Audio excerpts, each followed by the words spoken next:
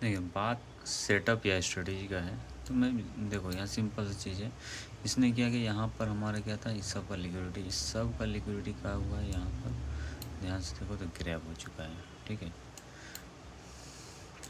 जब यहाँ पर सब का लिक्विडिटी ग्रैब हो गया है, उसके बाद से क्या हुआ, इसको देखो एकदम क्लियरली आपको मैं दिखा रहा हूँ, ध्यान से देखना। ठीक है, जब यहाँ पर लिक्विडिटी ग्रैब हुआ तो हम लोग हमेशा वेट करते हैं एमएसएस का, लेकिन इसका जो ये स्ट्रक्चर यहाँ हाई था, हाई पर यहाँ था, तो इसको ब्रेक करना उसके लिए डिफ़िकल्ट हुआ, तो इसलिए वेट किया हम लोग तो वेट करेंगे एमएसएस का, सिंपल सा चीज़ है। मार्केट इस तरह से करते हुए इसने फिर से इसका लो यहाँ ब्रेक किया। इसने यहाँ जब इसका लो ब्रेक किया, अगेन यहाँ से लो ब्रेक करके स्वीप किया, फिर हाई गया। इसका जो स्ट्रक्चर जब ब्रेक हुआ यहाँ पर, तो वो अच्छे से ब्रेक नहीं किया, वीक बना के मार्केट नीचे आ गया। ठीक है, फिर से जब इसने इसका लो लिया, लो लेने के बाद से मार्केट ने यहाँ पर हाई ब्रेक किया। ठीक है, इसने क्या किया, इसका हाई को ब्रेक किया। जब ब्रेक कर दिया तो हम लोग कंफर्म हो गया कि चलो अब मार्केट में क्या होगा, ट्रेड बनेगा। तो उसके लिए क्या होगा, हम लोग वेट करेंगे कि ये जो एक्सट्रीम का ऑर्डर ब्लॉक एक ये है। ठीक है, लेकिन इस यहाँ तक नहीं आके मार्केट स्ट्रक्चर बना के ऊपर चला गया। तो हम लोग का सिंपल सी चीज़ है, हम लोग हमेशा डिस्काउंट जोन से ही बाय करते हैं। और यहाँ से लगाएंगे फीवो का, ये जो 50 का जो लेवल देख रहे हैं, ये 50 का लाइन है, इसके नीचे जो भी है वो डिस्काउंट एरिया है। तो इसके नीचे में एक ये एरिया बना हमारा ऑर्डर ब्लॉक का, और एक नीचे यहाँ पर बना एक्सट्रीम पर। तो हम लोगों ने एक रिस्क लिया छोटा सा। ठीक है, जब छोटा सा रिस्क लिया यहाँ पर, तो हम लोग का एसएल हिट हो गया। एसएल हिट हो गया, इसका मतलब ये है, अगर यहाँ से रिएक्ट कर देता ना, और रिएक्ट करके ऊपर जा चला जाता, तो उसके बाद अगर नीचे आता ना, तो उसके बाद इसको फेल करने के चांसेस बढ़ जाता।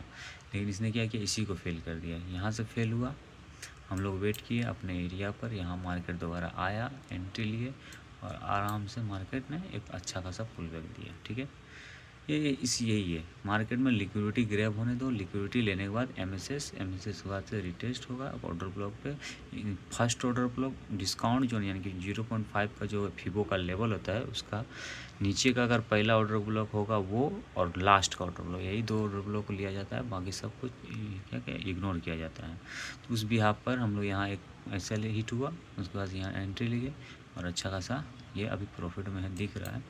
मेरा टारगेट है एटलीस्ट ये इसका हाई जो है यहाँ तक का ये देगा, उसके लिए हम वेट कर रहे हैं। ठीक है, तो इस तरह का ही सेटअप है, सिंपल सा सेटअप है, हमेशा याद रखना। कहीं भी लिक्विडिटी होगा, मार्केट नीचे आएगा, उसका लिक्विडिटी ग्रैब करेगा, एमएसएस करेगा, रिटेस्ट होगा, और मार्केट ऊपर जाएगा।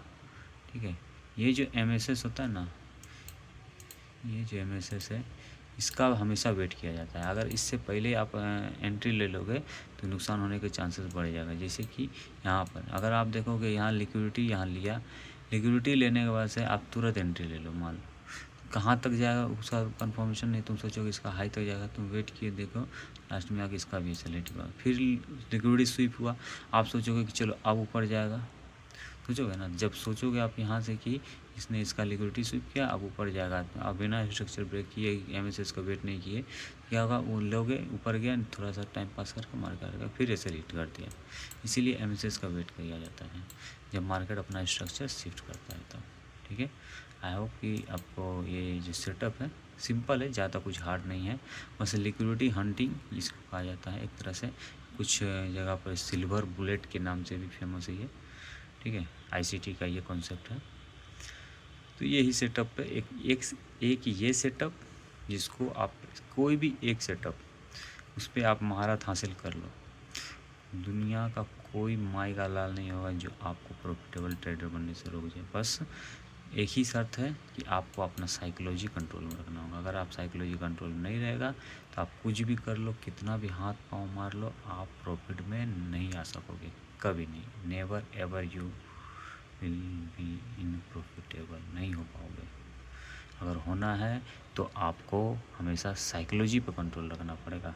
इसका क्या है, 20% ये है इस पे है, लेकिन 80% जो है माइंड के साथ प्ले कर रहा है। अभी देखो यहाँ पर क्या होगा, मार्केट नीचे आया, ऊपर जा रहा है, नीचे आ रहा है, ऊपर, यहाँ पर क्या होगा, फियर क्रिएट हो रहा है, सेलर्स लग रहा है। अब यहाँ से कितना अच्छा इंगल्फिंग कैंडल बनाया, देखो यहाँ पे बेयरिश इंगल्फिंग बनाया, माइंड में क्या आ रहा होगा कि आप तो मार्केट चला जाएगा नीचे, बुक कर लेते हैं, ये जो होगा उसको बुक करवा देगा ज़बरदस्ती। कुछ लोग को ये दिखा के डाउन साइड में बैठा देगा। अब ये हैमर बन गया, ओ कितना सुंदर अच्छा हैमर है, अब ये तो नीचे ही जाएगा। ये सोच के आदमी यहाँ ट्रेड लेगा डाउन साइड का। डाउन साइड में जैसे बैठेगा, थोड़ा सा टाइम पास करके उसका मार्केट बूम मार देगा।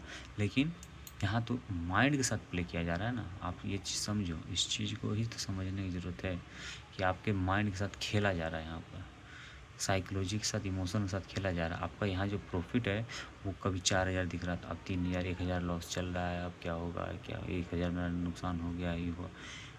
इस तरह से आपका माइंड में फ्लक्चुएशन चलेगा, ग्रीड एंड फियर का, और इसी के वजह से ही इंसान जो है प्रॉफिटेबल नहीं बन पाता है। हमेशा इसीलिए कहते हैं, हमेशा अपने सेटअप पर फोकस रखो, ट्रस्ट करो अपने सेटअप पे।